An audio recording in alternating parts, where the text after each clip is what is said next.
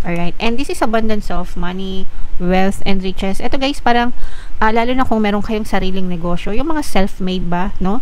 Mga independent, yung mga, kunwari, hindi naman kayo nagtatrabaho sa isang kumpanya, pero you're working on your own, mga freelancers, mga, basta kumikita ng sarili, no? Yung hindi kayo empleyado, yung mga self-made nga, yung sinasabi ko, pwedeng content creator kayo or what, kung ano man guys, no? Iba-iba kayo ng source of income. Pero, yung pagiging independent nyo guys, yan yung magiging susi ng pagiging successful nyo.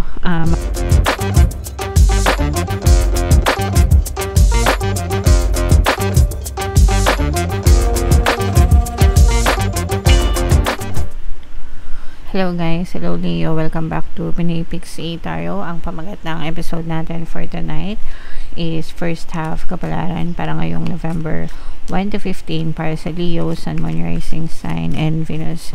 Kung ano na lang yung makaresonate sa inyo guys, take that message kasi hindi lahat ng mensahe ay mag-resonate sa inyo. So, unahin natin tong deck na to guys. Wow, blessing, grabe. Grabe naman yan, Leo. Unang card pa lang, guys, blessing agad, no? So, ito ay blessings, pagpapala, kasaganaan, guys. Maging receptive kayo, no? Sa pagtanggap nitong mga blessings na to. Pag sinabing receptive, mga kapiksi, handa, no? Sa pagtanggap ng mga biyaya, guys, no? And para mailagay nyo yung sarili nyo sa receptive state, guys, always kayong maging grateful, always magpasalamat sa mga blessings. So, the more na nakakatanggap kayo ng blessings, the more na magpasalamat kayo, the more na babalik at babalik or dadating at dadating yung mga blessings sa inyo, Leo, okay?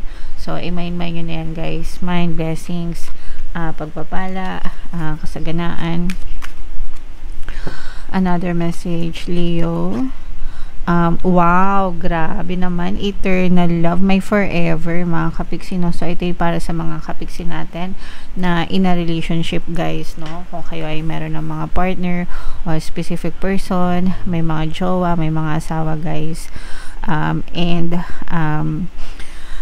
Yeah, so very harmonious yung relationship nyo guys. Actually, kahit naman nag-aaway kayo, yung iba sa inyo pwedeng nag-aaway kayo kasi normal lang naman guys yung nag-aaway sa relasyon. Pero ang importante nito is pang forever, no, yung inyong relationship guys.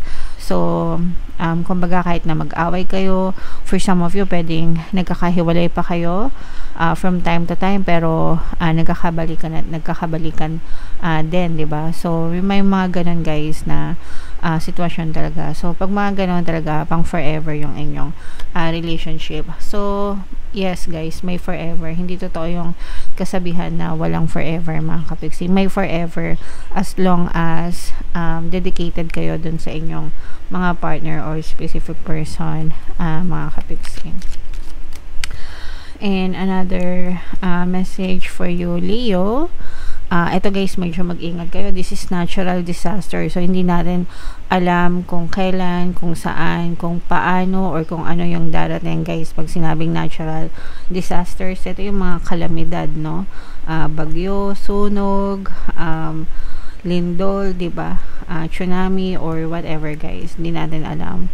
And nung nakaraang buwan lang, diba, sunod-sunod yung mga lindol na hindi natin inasahan. So, just be prepared and be and pray always guys for our safety and for our protection.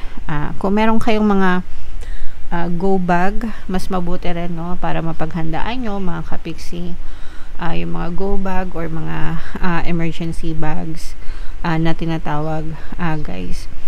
Sa US, ang tawag nila doon is apocalypse, parang apocalypse bag or something.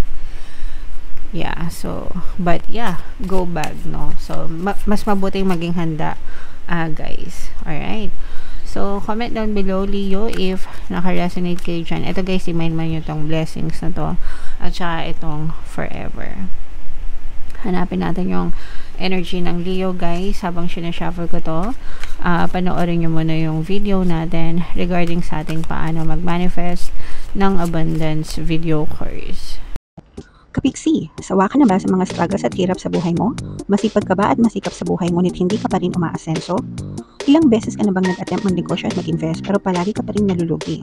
Sa pagkakataon na ito ay maaaring may subconscious beliefs ka na nagiging balakid sa iyong pag-unlad at pagyaman. Introducing, paano mag-manifest ng abundance video course. Dito ay matututunan mong ma-overcome ang mga balakid mo para tuluyan ka ng umunlad, umasenso, sumagana, maging matagumpay, successful at maswerte sa iyong kabuhayan, pera, trabaho, negosyo, salapi at kaperahan ng bonggang-bongga. Dali, mag-send na ng email sa pinoypixie@gmail.com at simulan na ang iyong pagyaman ngayon. Alright, so sa lahat ng gusto mag-avail ng course guys, naka-flash sa screen nyo. Una, meron tayong paano mag-manifest ng abundance video course, paano mawala ang third party at magkaroon ng harmonious na relationship, and paano pabalikin si ex or vice breakup. Sa mga interesado guys, mag-send lang kayo ng email sa pinoypixie@gmail.com. So, Leo, guys, kayo ay represent ng King of Wands. Ito yung ating, sa mga naghanap pala ng pampaswerte guys, Aventurin tsaka si Trin, mga kapiksi. May makikita kayo link sa description box. So, latag natin yung spread nyo. Kung hindi nyo pa napapanood guys, yung ating 2026 Pick a Card Kapalaran, punta lang kayo sa homepage natin mga kapiksi. Wow! So, this is both negative and positive guys. Mayroon dito presence ng fire sign, Aries, Leo, Sagittarius, water sign, Cancer, Pisces, Scorpio. For some of you guys, maaring may ganyang element kayo sa inyong natal chart, or you may be dealing with other signs na may ganyan sa kanilang natal chart.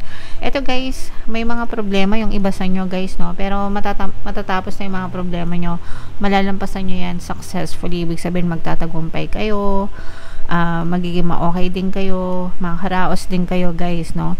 Makakaraos kayo sa mga problemang pinagdadaanan nyo. Kung ano mang klaseng pagsubok yan guys, iba-iba naman kayo ng sitwasyon, pero ang maganda dito is makakaraos kayo mga kapiksi, okay? For some of you guys, maaaring may mga tutulong na tao from the past, no? Ibig sabihin, mga pwedeng mga kakilala mo dati, mga kaibigan mo dati, mga kamag-anak dati. Basta from your past na para magre-reconnect sila sa inyo, and maaring sila yung makatulong sa mga problemang pinagdadaanan nyo guys, okay? For some of you, maaring merong mga past lover na bumalik din mga kapiksi, o makipag-reconcile, not necessarily makipagbalikan, pwedeng makipagbalikan guys, pwedeng suyuin ulit kayo nitong mga past person na to, kung nakipaghiwalay sila sa inyo or ghosted kayo, maaring manligaw ulit ito sa inyo, o kaya naman guys, pwedeng binasted nyo na ito sa past mga kapiksi, nireject nyo, pero nagbabakas sakali ulit, no? Parang naglalakas ulit sila na manligaw ulit sa inyo mga kapiksi. So baka this time ay lumambot na ang puso nyo sa kanila. Pwedeng ito rin guys yung sinasabi natin na forever, especially yung mga binastad nyo dati na parang hindi sila nawalan ng lakas ng loob, no, na ipagpatuloy yung panunuyo nila sa inyo hanggang hindi nyo sila sinasagot mga kapiksi. So you might want to check kung okay sila guys, pero kung hindi, edi hindi, no? Pero kasi parang ano to guys, babalik at babalik sa inyo to mga kapiksi hanggang sa makamtan nila yung inyong matamis na oo guys, okay? Alright, and this is abundance of money, wealth, and riches. Ito guys, parang lalo na kung meron kayong sariling negosyo, yung mga self-made ba, no? Mga independent, yung mga, kunwari, hindi naman kayo nagtatrabaho sa isang kumpanya, pero you're working on your own, mga freelancers, mga basta kumikita ng sarili, no? Yung hindi kayo empleyado, yung mga self-made nga yung sinasabi ko, pwedeng content creator kayo or what, kung ano man guys, no? Iba-iba kayo ng source of income, pero yung pagiging independent nyo guys, yan yung magiging susi ng pagiging successful nyo mga kapiksi, okay? And lalo pang dadami, yayabong ang inyong mga kayamanan, ang inyong mga ipon, ang inyong pinansyal na aspeto ng buhay, mga kapiksi, dahil sa pagiging independent nyo. Okay? So, ito guys, yan na yung mga blessings, no? Itong sinasabi natin na abundance of money, yan yung mga blessings sa inyo, mga kapiksi. Okay? So, imain-main nyo itong mga blessings na to, pagpapala, kasaganahan, abundance of money, guys. Pagdating sa pera, palagi kayong mag-affirm, mga kapiksi, no? Yung sinasabi ko sa inyo na money come to me, palagi ako may pera, palagi ako nagkakapera, I'm the king of abundance, I'm the king of abundance. So, palagi nyo lang sabihin yan, guys. And eto guys, nararamdaman natin na, 'di ba, sabi ko nga sa inyo kanina, yung iba sa inyo maaaring nagkakaroon kayo ng mga problema or challenges, pero makalagpas kayo dyan successfully. And kapag nalampasan nyo yung mga problema na yan, guys, mas magiging strong pa kayo, mas lalo kayong magiging malakas, mas lalo kayong magiging matapang. Parang nagkakaroon kayo niya ng motivation ulit, mga kapiksi, no?